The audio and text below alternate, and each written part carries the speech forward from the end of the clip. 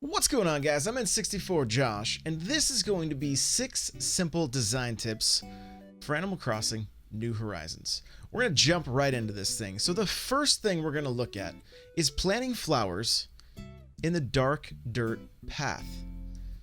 This gives it a little bit more of a flower bed look. So as you can see here, this is 2 paths. I've rounded them over, and I've even put the fence in the dirt to make it all look like it's just part of the flower bed, right? So you can see what it looks like vertically, and then what it looks like horizontally. Right now, horizontally is a little more pleasing to the eye because you don't see such a large gap between the flowers and the fence. But that's just the way it goes. There's nothing we can do about that. These ones, of course, I rounded over just to kind of give it a little more of a finished look.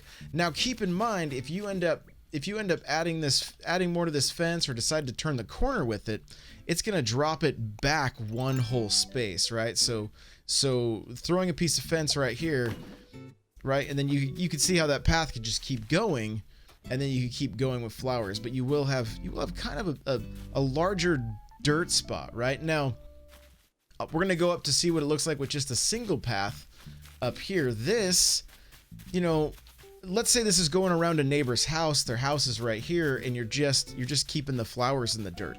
I like that look also. It's still very clean, and this is also very clean. Again, keep in mind, you throw a piece of fence there, you know, you're going to have a dirt there as well as here. There's going to be space. You're going to have to add another square right here.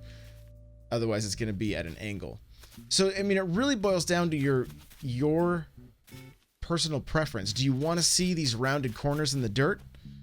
Well, then go ahead and lay the paths like that. If you don't mind just seeing the square corners, well, then this is going to be the look for you. Next up, we're going to be looking at what bushes look like when they're put in the dirt and next to the fence. So as you can see here, we're looking at some bushes that are used in the wider flower beds. Now, I really like this look personally. The bushes just take up more space than the flowers, and again, to me, this is a nice clean look. I like the round ends there just to kind of finish it off. And the same is true when you're looking at this horizontally. You can see the dirt under the bushes there. And it's a really clean look. You get a little taller fence or something like that, and this is gonna look pretty sharp, right? And it does close that gap up a little bit between the shrubs and the fence, just because they take up more mass than the flowers. So this is a look I really like as well. We're gonna go check it with just the single row of dirt, but the shrubs are so big you're not going to see nearly as much. So here you can see we've got the bushes with just one row of the dirt path that the bushes are planted on. And the vertical one here, you don't see much of the dirt, but it's just a little bit. And for me personally, I still like seeing that little bit of detail. On the horizontal one here, I really like this look. I think it's a very clean look. I think if you had something like this in front of your villagers' houses, if you're doing, you know, little fences in front of their houses, things like that, or even just on paths, this is the way I would go. I would definitely have a single row of dirt before I plant the bushes, just because it's to me that little extra detail just really makes it pop. Okay, in this next section here, it's kind of the residential area. All right, and again, I've used the bushes, the flowers, and the dirt spot just to kind of add a little extra detail. So again, it's going to boil down to your personal preference. Now, this bush looks pretty cool in front of the house. The thing is, I cannot get to the sign to check to see whose house this is. So if that's a problem for you, you're not going to want to use the bush there. But I do like the way it looks. As you can see, if you use the flower, again, you just get that little flower bed look, and then you can still read the sign to see, oh, hey, this is Axel's house, and he's out bug catching right now. So, and then over here, you can see I just planted one flower with no dirt spot, and it kind of just looks pretty basic and boring, you know. So just that little extra effort of just putting that dark dirt around really just helps it pop and makes it stand out. You know, here's another spot up here where there's some blue flowers, but again, no dirt, so it just kind of looks, I mean, it's just coming out of the grass, and there's nothing that special about it. So, and even the bush here where you can't see that much of the dirt, I really like that extra detail. So number 2 on our list of tips here is, with your layers, go ahead and stagger your different layers. You see how those trees are kind of almost in a row, but at an angle? That way it looks like there's more trees there. It looks dense. It looks eerie. Watch as we walk up. You can see some of the dark trees behind as we make our way over. And this ends up becoming the entrance to my campsite.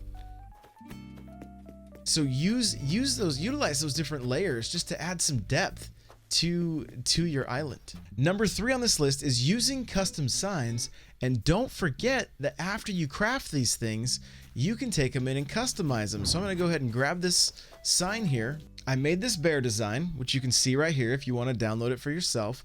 But see, if I go into the crafting table and I hit customize, now I can take this sign and we can look at the different varieties, right? You can change it from just natural to white to dark. I liked the dark for my theme. They have different preloaded signs, but then you can go in and put your own custom design on, and all you need to do is use 2 of the crafting or the customized material, and that's it. You're good to go.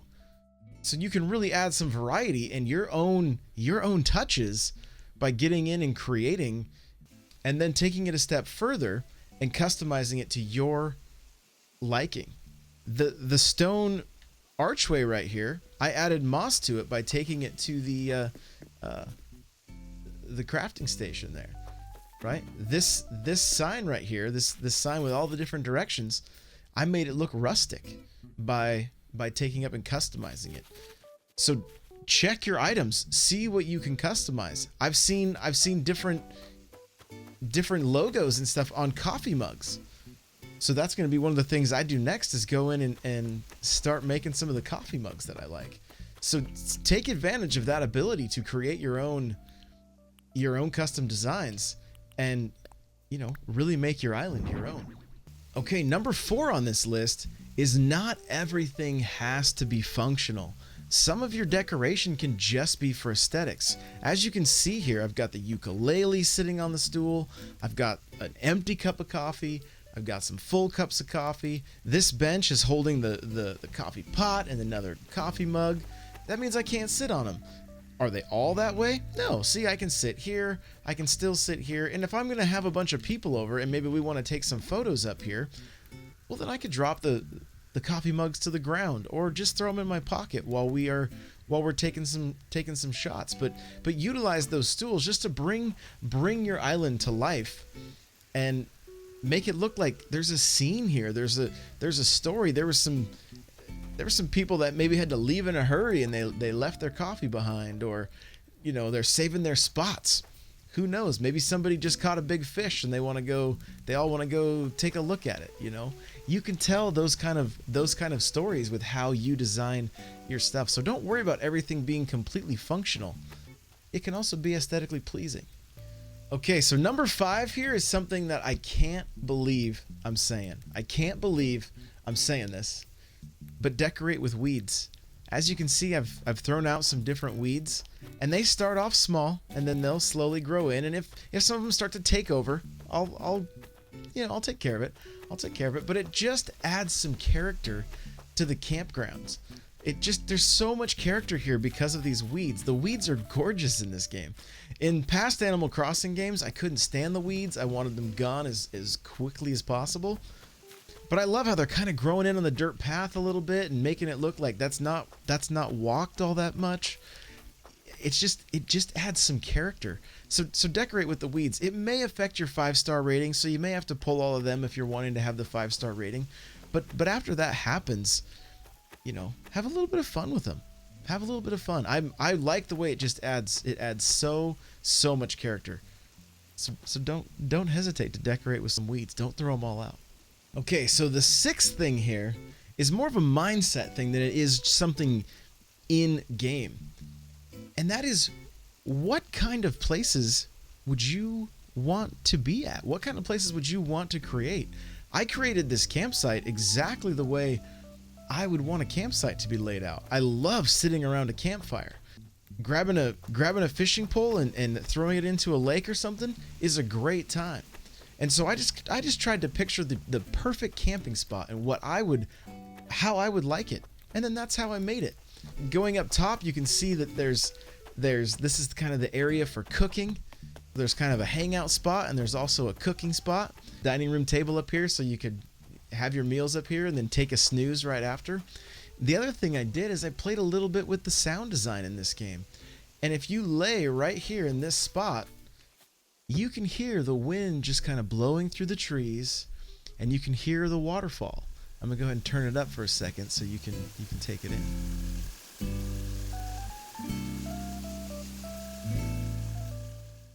In this other spot over here, I was very intentional with where I placed the fire.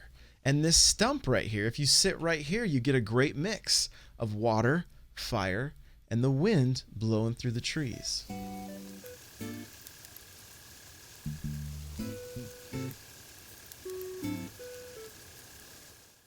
You'll also notice that up at that elevation, the music gets quieter, so you can hear more of nature, which I really, really appreciated with this, because the sound design in this game blows me away. And to be able to incorporate that into the way we design, I think it's amazing. So there are 6 just simple design tips to help you make your island your own and have a few little things that just make the details pop. Give it a little extra character. If you've got any questions, let me know in the comments section. For more Animal Crossing design ideas, make sure to subscribe, and we'll see you in the next video.